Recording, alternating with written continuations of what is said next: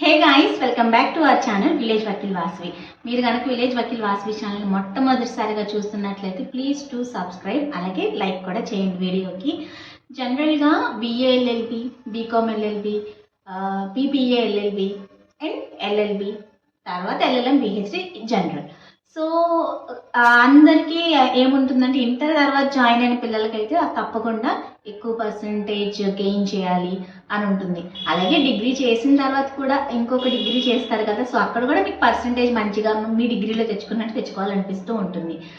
అయితే ఇంటర్మీడియట్లో ఆల్మోస్ట్ అందరికీ 90+ ఎక్కువ వస్తాయి. అలాగే 75+ మ్యాథ్స్ ఉంటారు. 90% వరకు కూడా అబోవ్ 75 అండ్ మ్యాక్సిమం ఇంకా చాలామందికి 90+%, 95, 96, 98 వచ్చేసి ఎక్కువ ఎక్స్పెక్ట్ చేస్తూ ఉంటాం పర్సంటేజెస్. సో ఫస్ట్ మీకైతే ఒక క్లారిటీ ఇవ్వాలనుకుంటున్నాను. లాలో getting 90% is not difficult actually, వెయ్యరంతా. So you can expect 80 up to 80 మాత్రమే మనం ట్రై చేయాలి. సో అది కూడా ఆషామాషిగా కాదనమాట.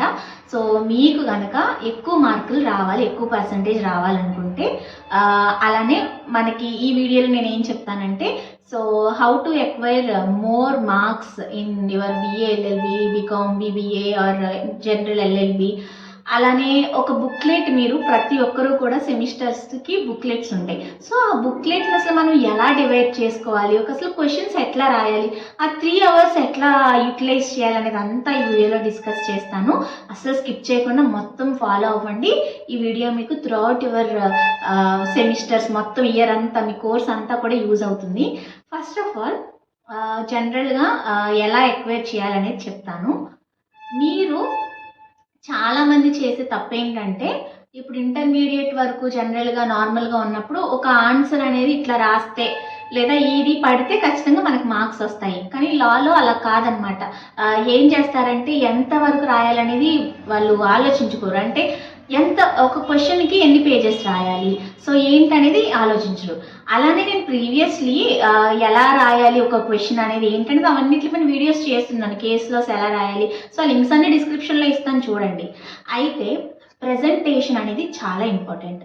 చాలామంది ఫస్ట్ క్వశ్చన్ నీట్గా రాద్దాము, తర్వాత స్పీడ్గా వెళ్ళిపోదాం, లాస్ట్లో ఏదో కిలికేయడము, అంటే నీట్గా ప్రజెంటేషన్స్ లేకుండా చేయడము. హ్యాండ్ రైటింగ్, కొంతమందికి అసలు హ్యాండ్ రైటింగ్ జనరల్గా బాగోదు, అది ఇంకా మన చేతుల్లో లేనిది. కానీ మన చేతుల్లో ఉన్నది కనీసం ప్రజెంటేషన్ అన్నా బాగా చేయడం, సో రాయడం అనేది చేయరనమాట. సో ప్రజెంటేషన్ అనేది చాలా ఇంపార్టెంట్.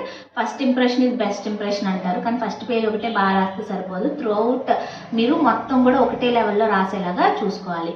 అట్లానే బ్లాక్ పెన్, బ్లూ పెన్తో హెడ్డింగ్స్ పెట్టి రాయడమే కాకుండా main points, definitions, names, authors names, అట్లనే సెక్షన్, అలాగే ఇంకా ఇంపార్టెంట్ కేస్ లాస్, ఇవన్నీ కూడా మనం బ్లాక్ పెన్తో హైలైట్ చేయాల్సి ఉంటుంది. బ్లాక్ పెన్తో హైలైట్ చేసి నీట్గా టేబుల్ లాగా కొట్టడము అండ్ బ్రాంచెస్ లాగా వేయడము, ఏం రాయబోతున్నది క్లియర్గా ఎవాల్యుయేషన్ చేసేవారికి క్లియర్గా చూపించగలగడము. ఇట్లా చేస్తే మీకు మంచి మార్క్స్ అనేది వస్తాయన్నమాట. అలాగే కొన్ని ట్రిక్స్, హెడ్డింగ్స్ ఎట్లా పెట్టాలి, సో క్వశ్చన్ ఎట్లా రాయాలనేది ఆల్రెడీ ప్రీవియస్ వీడియోలో ఉంది కాబట్టి ఇప్పుడు ఈ వీడియోలో క్వశ్చన్ ఎట్లా రాయాలనేది చెప్పట్లేదు. సో ఈ ప్రజెంటేషన్స్, హ్యాండ్ రైటింగ్, అలాగే ఇవన్నీ మేనేజ్ చేయాలి. అండ్ మెయిన్ థింగ్ వచ్చేసరికి క్వశ్చన్ పేపర్, బుక్లెట్. సో ఎవరైనా సరే, ఇప్పుడు ఈ వీడియో చూసే వాళ్ళు ఏపీ, తెలంగాణ, సో ఎవరైనా మన తెలుగు వాళ్ళు ఎవరు చూస్తున్నా మీరు వేరే స్టేట్ వాళ్ళు మీకు ఈ లాంగ్వేజ్ అర్థమవుతున్నా సరే, ఫస్ట్ ఆఫ్ ఆల్ మీ అందరికీ part A, part B, part C ఉంటుంది. అది ఎవరికైనా common. Short answers, long answers and case laws. So maximum మనకి టైము 3 గంటలు ఉంటుంది. అయితే ఫస్ట్ పార్ట్ ఏకి 1 hour, పార్ట్ బికి 1 hour, పార్ట్ సికి 1 hour అనేది మీరు కేటాయించుకోవాల్సి ఉంటుంది. మ్యాక్సిమం ఎట్లా ఉంటుందంటే part C carries more marks then part B then part A. అయితే కేస్ లాస్కి ఇప్పుడు ఒక్కొక్కరికి పేపర్ 80 ఉంటుంది, ఒక్కొక్కరికి 70 ఉంటుంది. సో ఒకప్పుడు 80కి, ఇప్పుడు ఏమవుతుందంటే 70 మార్క్స్ ఎక్స్టర్నల్, 30 మార్క్స్ ఇంటర్నల్స్ అట్లా ఉంటున్నాయి. కొంతమందికి 100 మార్క్స్కి ఎక్స్టర్నల్లే ఉంటుంది. సో ఎవరికైనా సరే మీరు పార్ట్ ఏకి, పార్ట్ బికి, పార్ట్ సికి ఈక్వల్ టైం అనేది కేటాయించాల్సి ఉంటుంది. అయితే ఫస్ట్ బుక్లెట్ మీకు ఎలా డివిజన్ చేసుకోవాలనేది చెప్తాను.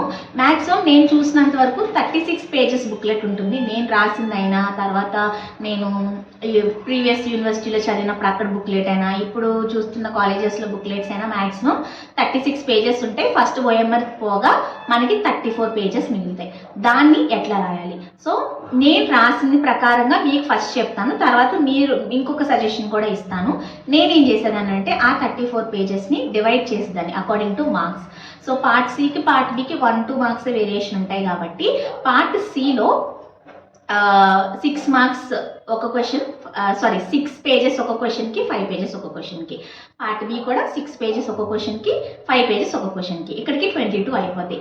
నెక్స్ట్ మనకి పార్ట్ ఏ ఉంటుంది, 6 క్వశ్చన్స్ రాయాల్సి ఉంటుంది. 9 ఇస్తారు, 6 రాయాలి. పార్ట్ బిలో 4 ఇస్తారు, 2 రాయాలి. పార్ట్ సిలో 4 ఇస్తారు, 2 రాయాలి. సో అలా మనం ఏం చేయాలంటే పార్ట్ ఏకి వచ్చేసరికి 2 పేజెస్ ఫర్ ఈచ్ క్వశ్చన్, అంటే ఒక పేపర్ అనమాట, అంటే 12 పేజెస్ దీనికి. సో అట్లా ఎగ్జాక్ట్గా 34 పేజెస్ నేను డిస్ట్రిబ్యూట్ చేసుకుని లాస్ట్ పేజ్ వరకు కూడా రాసేదాన్ని అండ్ టైం పెట్టుకునేదాన్ని అనమాట. ఒక కేసులోకి అరగంట, ఒక కేసులోకి అరగంట, ఒక పార్ట్ బిలో ఒకదానికి అరగంట, ఒకదానికి అరగంట, అట్లా 2 అవర్స్ ఫస్ట్ పార్ట్ బి రాసేదాన్ని, తర్వాత పార్ట్ సి. సో మీకు కూడా నేను ఏం సజెషన్ ఇస్తానంటే పార్ట్ బితో స్టార్ట్ చేయండి, మంచి ఇంట్రడక్షన్స్ అవన్నీ రాసుకోవడానికి స్కోప్ వస్తుంది. So part B, part C time చూసుకుంటూ ఉండాలి. అప్పుడు ఆ టైం సరిపోవట్లేదు అనుకుంటే కావాలంటే అప్పుడు ఏం చేయాలి, మీరు ఒక పేజ్ తగ్గించేసుకోవాలన్నమాట.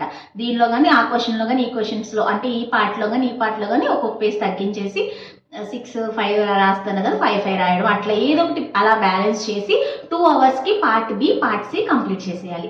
నెక్స్ట్ ఇమీడియట్గా లాస్ట్ 1 అవర్లో పార్ట్ ఏకైతే వెళ్ళిపోవాల్సి ఉంటుంది. సో మనకి ఎగ్జాక్ట్గా 6 క్వశ్చన్స్ 60 మినిట్స్ తీసుకుని 10 మినిట్స్ ఫర్ ఈచ్ క్వశ్చన్ వేసేసుకుని అవగొట్టేయాలి. సో ఇలా మనం అవగొట్టేసుకుని ఒక 5 మినిట్స్ లాస్ట్లో ఉంచుకుని అండర్లైన్స్ చేసుకోవడాలు, ఎక్కడైతే ఇంపార్టెంట్ క్వశ్చన్ పేపర్ సరిగ్గా వేసామా లేదా అవన్నీ చూసుకోవడం చేయాలి. అయితే పాపం అందరికీ రాయలేరు కదా అన్ని పేజెస్. ఇప్పుడు నాదంటే కొంచెం బిగ్ హ్యాండ్ రైటింగ్ ఉంటుంది, కొంచెం ఫాస్ట్గా రాయగలుగుతాను. అండ్ నేను 14 సెమిస్టర్స్ రాసున్నాను, అంటే 10 సెమిస్టర్స్ బిఏ ఎల్ఎల్బి, 4 వచ్చేసి ఎల్ఎల్ఎంలో.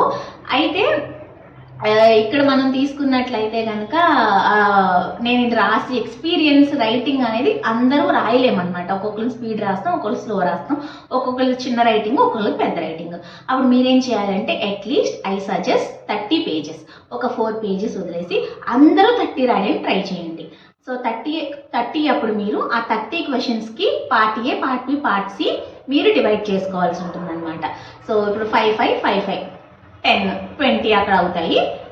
ఇవి ఒక 6, ఇవి యాజ్ యూజువల్ 12 రాసేయండి. సో అప్పుడు 32 టచ్ అవుతుంది. అండ్ దానిలో 1.5 పేజ్ పార్ట్ ఏ రాశారనుకోండి, so you can easily 30 pages అనేది రాసుకోగలుగుతారు. సో ఇట్లా ఒక బుక్లెట్ని ఎలా డివైడ్ చేయాలంటే మీకున్న మార్క్స్ ప్రకారంగా, మీకున్న పేజెస్ ప్రకారంగా. సో నేను ఇది 34 పేజెస్ ఉన్న వాళ్ళు చెప్తున్నా, అంటే 36 ఉంటుంది, బట్ 2 పేజెస్ ఫస్ట్ ఓఎంఆర్ షీట్కి దానికి పోతుంది, నెక్స్ట్ 34 ఉంటాయి. సో వాళ్ళకి నేను ఇచ్చే సజెషన్ అనమాట, ఇట్లా రాయండి అని. నేను రాసింది ఎలాగో చెప్పాను. కొంతమంది రాయలేని వాళ్ళు, ఫాస్ట్గా రాయలేని వాళ్ళ కోసం టైం ఎలా మేనేజ్ చేసుకోవాలనేది కూడా మీకు 30 పేజెస్కి కూడా చెప్పాను. అండ్ ఇంకొక థింగ్ ఏంటంటే చాలామంది 2 గంటలకి ఎగ్జామ్ ఇచ్చేసి వెళ్ళిపోతూ ఉంటారు, అంటే 2 అవర్స్ రాసేసి లాస్ట్ 1 అవర్లో వెళ్ళిపోనిస్తారు కదా, వెళ్ళిపోతారు. కొంతమంది లాస్ట్ హాఫ్ అన్ అవర్లో వెళ్ళిపోతూ ఉంటారు. నేనేమంటానంటే స్టే 3 అవర్స్ కూడా ఎగ్జామినేషన్ హాల్లో ఉండండి, చదివింది గుర్తు తెచ్చుకుంటూ రాయండి.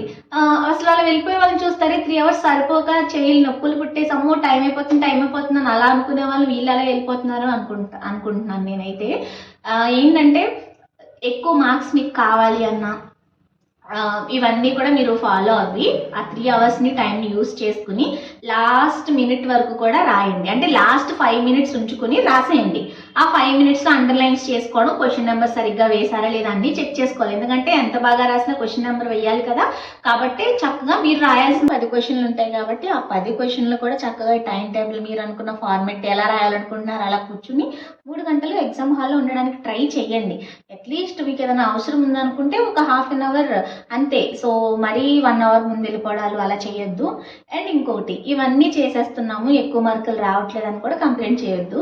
ఎందుకంటే లాలో ఏంటి అంటే మనకి జనరల్గా మ్యాక్సిమం ఇలాంటివన్నీ చేస్తే వస్తాయి. ఎందుకంటే నేను చేశాను, మార్క్స్ వచ్చినాయి, హైయెస్ట్ పర్సంటేజెస్ ఫ్రమ్ బోత్ బిఏఎల్వి ఎల్ఎల్వి నాకు వచ్చింది. కానీ వస్తుందా రాదా అంటే ఒక్కొక్కసారి ఏంటంటే కొంచెం అటు ఇటు అవ్వచ్చు, బట్ తప్పకుండా ఎక్కువ మార్క్స్ అయితే వస్తాయి. అండ్ ఇంకొకటి, gaining percentage is not important, final note ఇది. కాకపోతే ఏంటంటే కొంచెం మన రెజ్యూమ్స్ అలా పెట్టినప్పుడు ఎక్కడైనా కొంచెం పర్సంటేజ్ హెల్ప్ చేసే అవకాశం, అండ్ మనకి కూడా ఫస్ట్ క్లాస్ విత్ డిస్టింక్షన్ అని చెప్పుకునే ఒక ఇది ఉంటుంది. కాబట్టి అందుకోసమే రాకపోయినా ఏం ఫీల్ అవ్వని అవసరం లేదనమాట.